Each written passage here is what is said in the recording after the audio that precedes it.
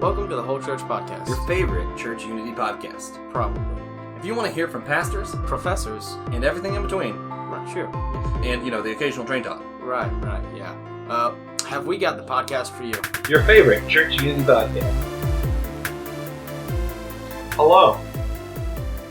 Welcome to my TED Talk. And I'm Joshua. This is your co-host, Ted. Ted Berius Juan. Ted Berius Juan. We don't have any special guests today. Yes, we do. We have Ted Berius Juan. other than Ted Berius Juan. But we do have some exciting stuff to talk about. Some stuff we've mentioned a few times that I think it's worth clearing up for anybody who might listen to our podcast and isn't 100% sure of what it is. Tell them what it is. It'd be cool. We're going to do a more in-depth conversation about this subject later on. The subject's Calvinism and Arminianism.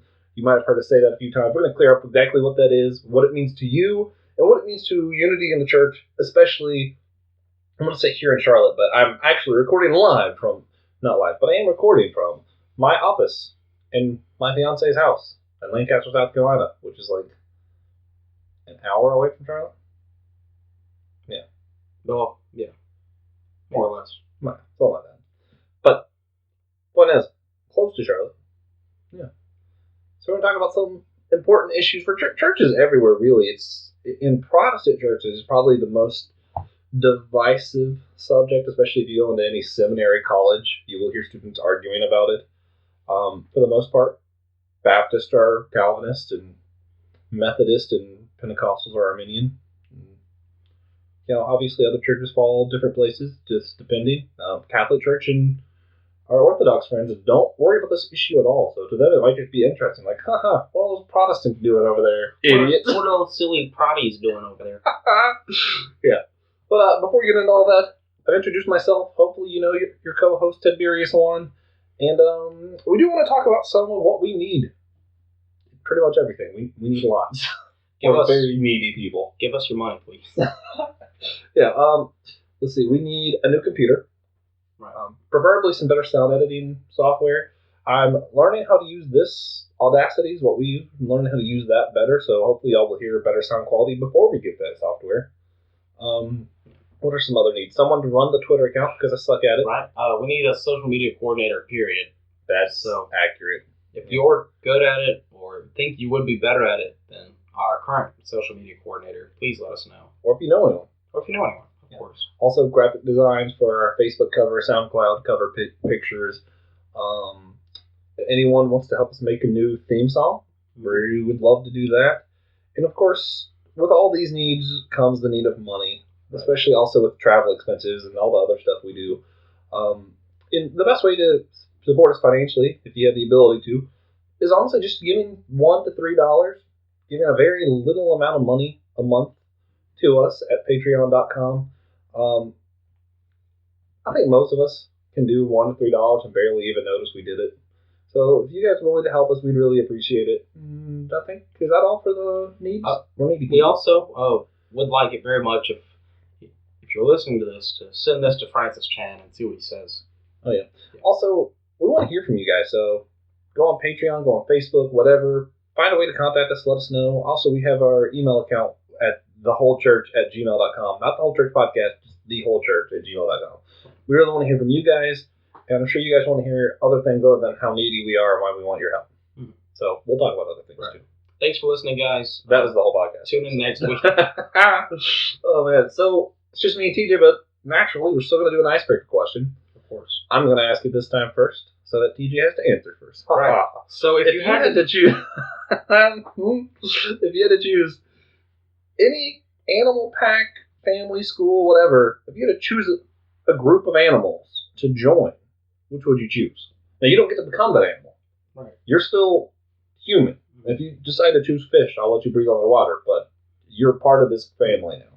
Yeah, as soon as I read that question, I was like, Josh, this makes no sense. Why do you say it this way? But as soon as you I said, was just asking what kind of animal you wanted as soon to as be. I said, you said, I couldn't become the animal. It was really easy. I'll be a family member in a murder of crows. You just wanted to say murder. No. It makes absolute You're sense. threatening me on air. Yes. Yes, I am. Okay, now why would you actually want to be a crow? Because crows are the smartest birds alive, that aren't extinct. And they pretty much just act like people. They laugh at jokes. They think things are funny. If you haven't looked up stuff about crows, then you should. They're really interesting. The corvid family of birds is really interesting. Super smart animals, and it'd just be fun. They like shiny things. I like shiny things. Fascinating. Mm-hmm. Neither of us like to spend money on shiny things. I'm just currently imagining, because we said you'd have the ability to do whatever you need to do to join them. Mm-hmm. So I'm just imagining current TJ flapping his arms to fly around with the crows. Yeah. But I wouldn't even need the wings, because they don't need those to survive. That's true. That's fair. They just use them. They also have been seen using money. What? How?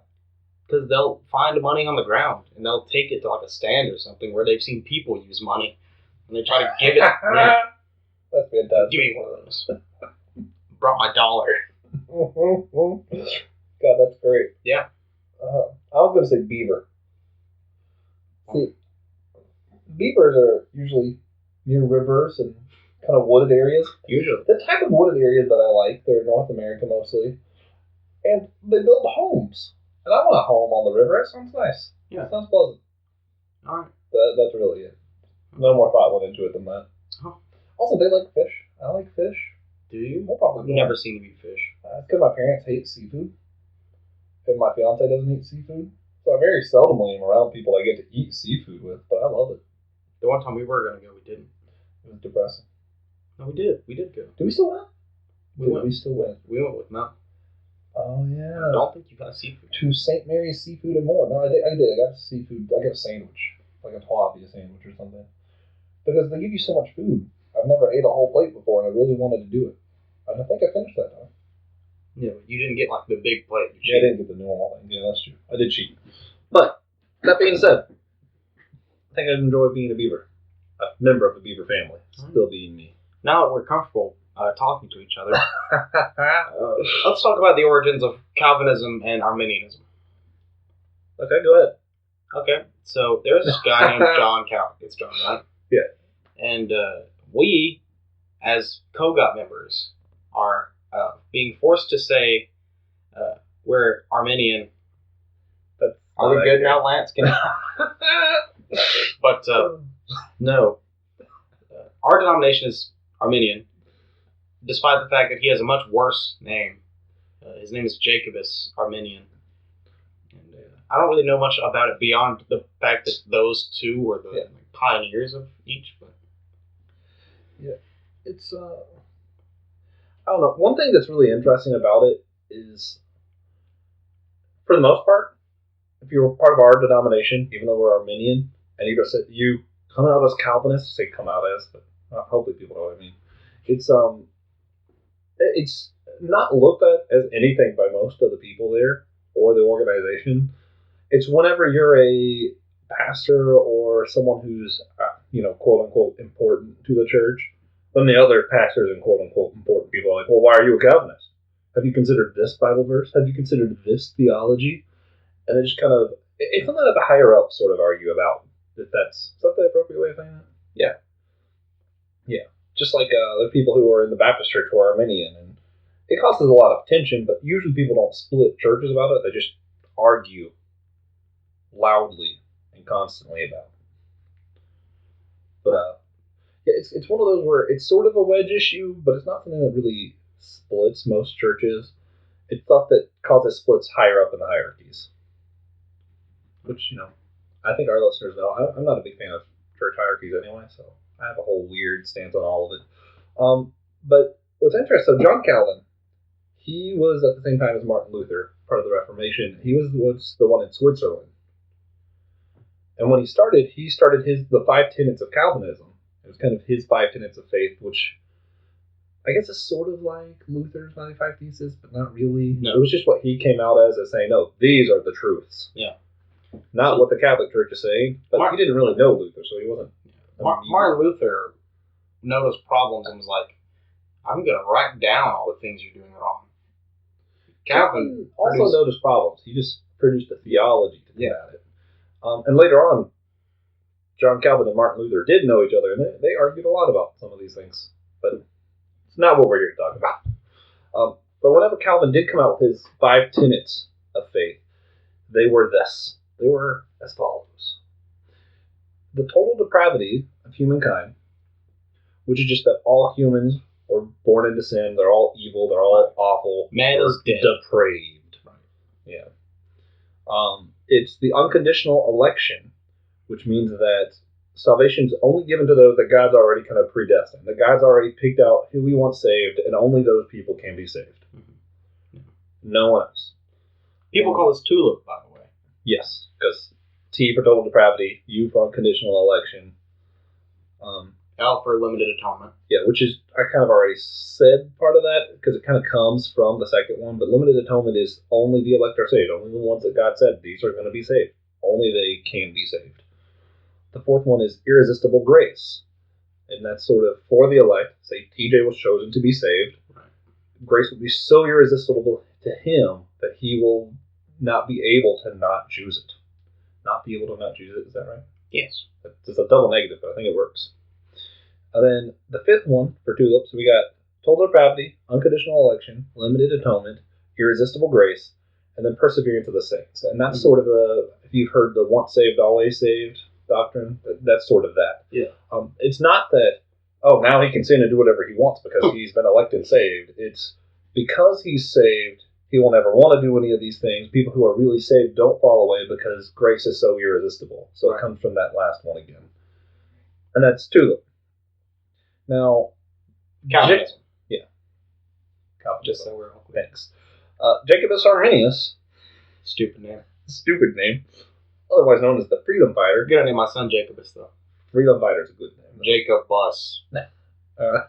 Anyway. It's just his he came up with basically 5 counterpoints. Because he was like, okay, we're still not a part of the Catholic Church. We're still part of the new Protestant faith.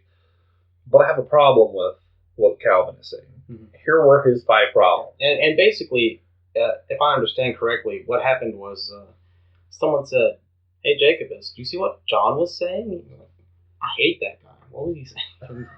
He's wrong. He's absolutely wrong. I'm going to say the exact opposite of that. That's pretty much what happened. Except for he's Dutch. Yeah. So he was Calvin was mine is perfect. He will have no choice. Basically. So his was humankind has free will. So yes, there's depravity of man, but it's because we have free will to choose it. We're not just born sinful. We choose to be sinful. Sort of. And then it's a conditional election. And that's God foresees those who will respond. God kind of knows who's going to choose. But he's not predestined in the sense that this is only TJ can get saved and only TJ. Correct. He just kind of was like, God's like, I'm sort of aware that TJ's going to choose me. I'm smart. He is aware. Yeah. He's not forcing us. Yeah. And then it's unlimited atonement, which is anyone can be saved, not just the people that God chose. God didn't just go, only TJ. Right. Arminians saying, no, anyone can choose. Yeah, he didn't like create a person and then say, hey, someone roll a die for me. If it's a 3 or better, this guy's going to be saved. Yeah, you've been preparing for D&D all day, so yeah, that's where your mind is. Then it's grace can be resisted, even though God might be like, I'm kind of aware TJ's going to choose me because he knows all. Yes, yes, I do. God knows all. TJ might just decide, I'm omnipotent. I don't really feel like having grace. I'm good enough myself. Because it sounds like that's what TJ thinks right now. Yep, that's it. The fifth one is, it is possible to fall from grace. So it's not once saved, always saved. Yeah, you can do bad things and no longer be in grace. TJ just did it. Fell from grace during this podcast. 15 seconds ago. And then we have a newer one I wanted to talk about as well. So we got Calvinism, Arminianism, and then we have Darth Vader. Right. For those of you who might know Star Wars. Where... I'm just kidding. I actually was reading off of a meme that showed the two and then showed Vader. and kind of Vader's response to them. Strong points, though. Yeah.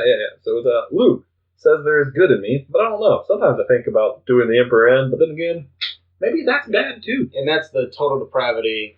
Yeah, Vader's not really completely bad, apparently. He's not sure. And then, what is it? Unconditional election. According to Vader, it is your destiny. And then, what was it? Limited atonement. Vader thinks it's just easier to clone people. Yeah. just clone Well, this guy's saved, so we're just gonna make a bunch of them. Yeah. And then everyone's saved. As far as irresistible grace, Vader believes that the power of the Death Star is irresistible. Though there is a vent which goes all the way into the reactor core, but we're pretty sure the rebels don't know about that. And then finally, for the perseverance of the saints, Vader believes, TK421, why are you not at your post? And these are all very important points to think about. Yeah. It's not a good meme. I might throw the link to this meme on the podcast. Please don't. Okay. However, PJ doesn't want me to. I will say that's not a bad theology. Luke says I'm not that bad, but Yeah. I think he's wrong. Oh, man. But, see, I'm a weird one. I have some points from both that I like. There's some that I dislike about both of them. I don't want to go too much into what we believe about things. Just kind of want people to be aware of what Calvinism and Arminianism is. That's good, because I believe I'm the reincarnation of Jacobus Arminian. Oh, God. But we aren't going to tell you guys that. So. Now, I will say, though, as much as Arminianism stresses free will, the Calvinists don't deny that. They're not saying, oh, there's no such thing as free will. They still think you have free will. It's just that God's already chosen who is going to be saved. Because it's basically the difference of saying, does God know what's going to happen in time, or does God control what happens in time? Right. Arminians think that God knows everything that's going to happen in time. Calvinists think God controls all of time. Right. Which is a subtle difference. Yeah. But that does bring us to another point that we want to talk about. Yeah, it's actually, I think it's fascinating to think about it all. Yeah. But is God affected by time? Yeah. See, and then it's a whole interesting can of worm theology, because all of this comes down to people want to think they have free will, but they also want to think God's all powerful and also all good. And they're trying to make all of these things fit. And that's where Calvinism comes from, that's where Arminianism comes from, that's where most Christian beliefs come from, is trying to find a way to make it fit. And the two big ideas is God's sovereignty and also free will. If God's really sovereign, that is, if God's really in control of all things, and he's also really good, which is called the problem of evil, for those of you who like philosophy. There's lots of books about that, including one C.S. Lewis book. Never heard of him. Titled The Problem of Pain. But then there's also, humans can choose. So how do you make all of that work? One of my favorite lines, actually, from Lecrae, the Christian rapper. He thinks that most people are just asking the wrong question. How can an all-good, all-powerful being allow evil? And he just says, which shows that he's probably Arminian. His response was, you're asking the wrong question. The question is, why do you keep letting it happen? Right. And that's putting it back into free will. So trying to make all three of these things balance comes down to pretty much what most Christian theology is trying to solve. Lecrae solved it, actually. Yeah, he did it. Arminianism is right. Thomas Aquinas, too. I Lecrae. subscribe to Lecrae's beliefs. And just for the sake of being accurate, for those of you who want to look up more of this, Calvin never started Calvinism. He had his tenets of what he thought. He had a lot of writings. He helped a lot with the Reformation. It wasn't until the person that he was mentoring came along and then went, these are the tenets of Calvinism. Yeah. Calvin just did not do that himself. It's a very same common... thing with Jacobus Arminian. And Martin Luther. Yeah, it was all of their people under them were the ones who went, this is what they believed. I'm calling it Calvinism. We're going to do it.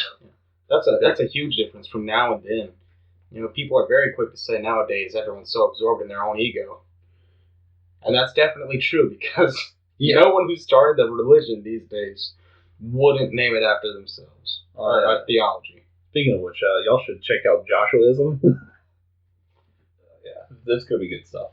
It won't. It'll be awful. But yeah, so is God affected by time? TJ, go ahead.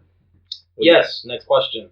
Now, see, the way I think about it is, so we know small, tiny animals, they don't live for very long.